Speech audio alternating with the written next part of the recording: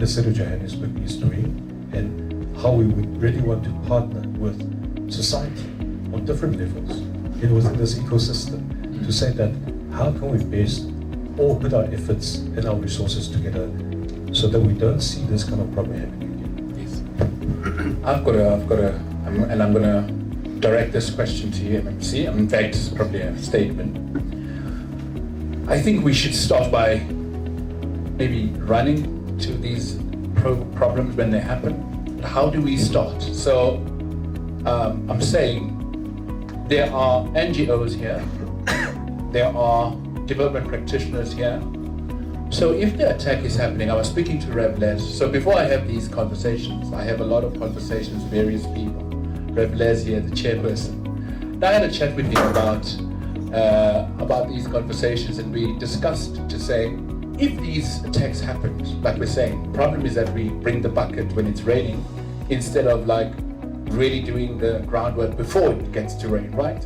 So if we had to say, okay, we've got NGOs, they've got faith-based churches, how do we then maybe say, all right, it's happening close in, I don't know, in Alexander, for instance, let's have a pop-up church, I don't know, and then put some soup, bring some t-shirts, so that we are really now active. So that's the kind of action we're talking about within this industry.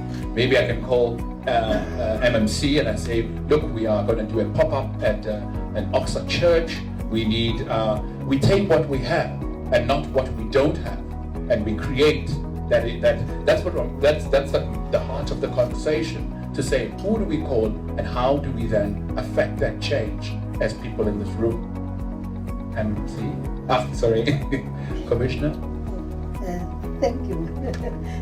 Because you had said MMC, eggs and milk, and when it's convenient, I say no, they're selling some plastic things and they must be attacked, but I still steal what is in those bazaar shops. So I think there's a basic issue that has to do with integration, and I think we have so many psychologists and sociologists in the country. It's about how those people start to work with civil society.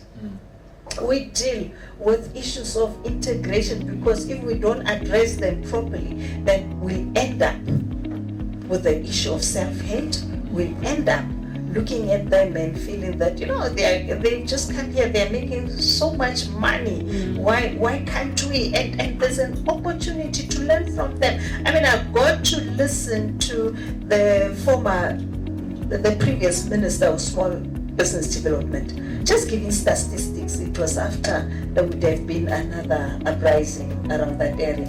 And she was saying, you know, these guys are entrepreneurs.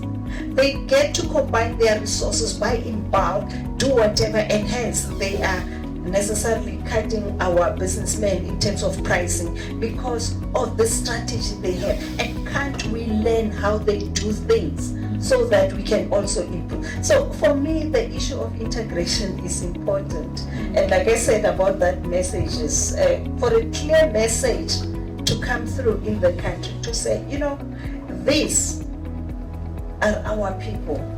It's our own people. It's us. And how do we?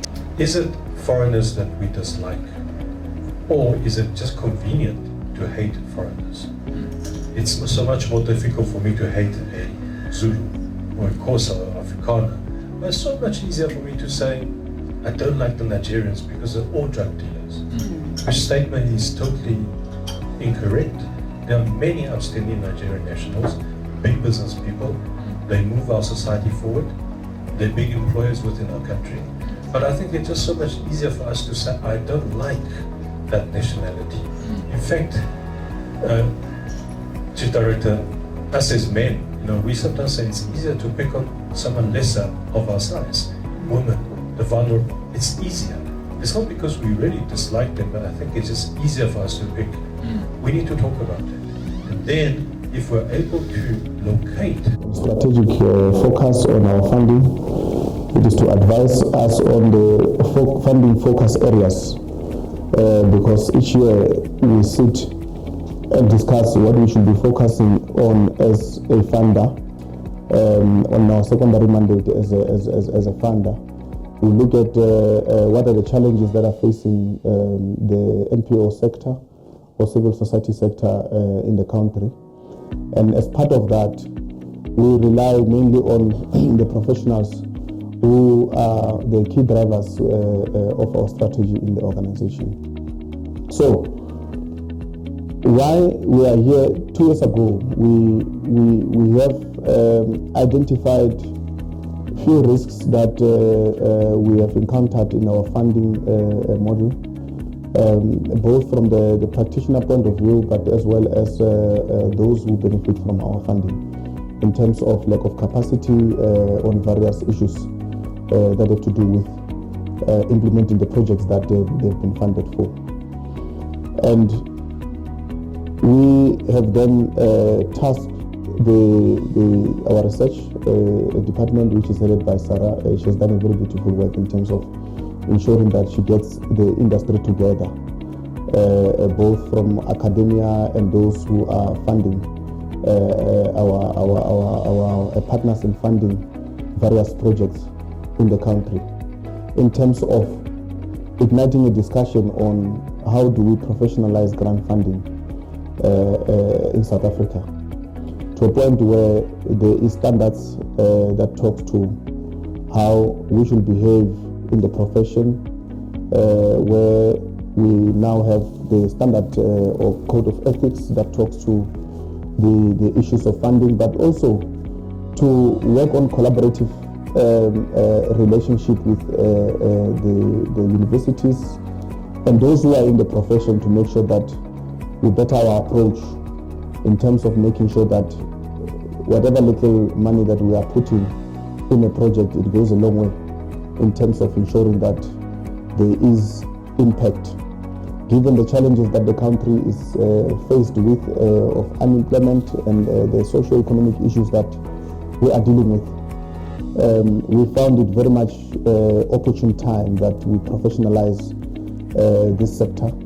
We professionalize the way in which we approach funding as a country. We were also encouraged by the fact that the President himself has taken it upon himself that the civil society as a sector needs to engage in terms of looking at various issues of transformation, issues of funding, and making sure that as we move forward, this is a sector that will remain sustainable, that will create a lot of social entrepreneurs, that most of these organizations that we're funding, they find ways in which they sustain themselves beyond the funding that each of us are contributing into their operations. So it is for this reason that tonight we will be listening to a presentation from the National Lotteries Commission, introducing this very important issue that all of us must engage in, that all of us must contribute to, that we make sure that it remains something that will really guide the profession as we move forward. And I want to thank you, sir.